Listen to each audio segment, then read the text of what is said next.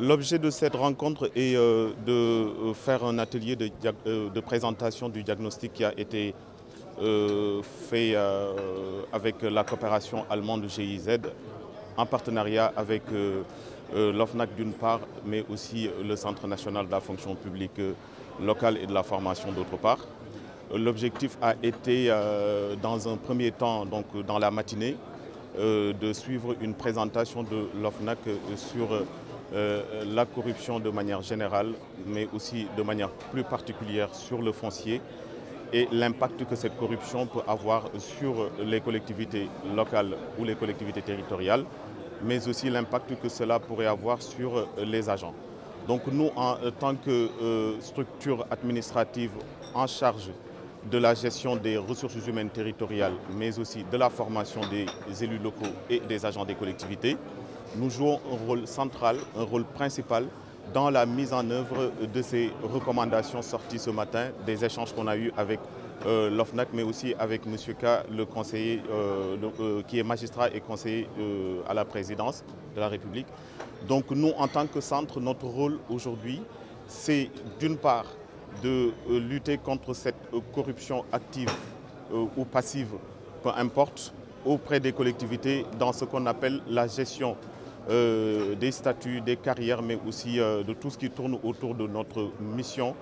en gestion de ressources humaines territoriales, mais aussi de participer à la formation de nos élus afin de minorer ces risques de corruption, mais aussi de les bannir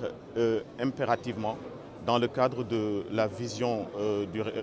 2050 sortie du nouveau référentiel présenté par nos autorités étatiques. Donc l'objectif étant aujourd'hui d'assurer la bonne gouvernance, mais aussi de réduire les risques de corruption et de lutter contre cette corruption qui sévit un peu partout et dans tous les domaines, mais plus particulièrement dans le domaine du foncier. Vous savez, le Centre national de la fonction publique locale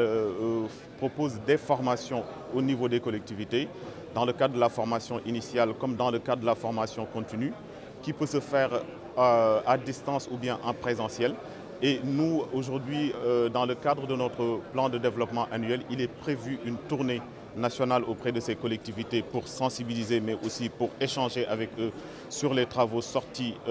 tirés en tout cas de ce diagnostic. Ensuite, de leur proposer des modules de formation qui leur seront accessibles et qui leur permettront de former leurs agents dans des domaines précis, notamment dans le domaine de la lutte contre la corruption concernant le foncier. Et l'évaluation se fera impérativement par notre service de formation qui propose la formation, mais aussi de la collaboration qui naîtra à partir d'aujourd'hui de notre partenariat entre la coopération allemande GIZ, mais aussi l'OFNAC qui sera désormais un partenaire privilégié du Centre national de la formation publique locale et de tous les acteurs de l'État qui doivent veiller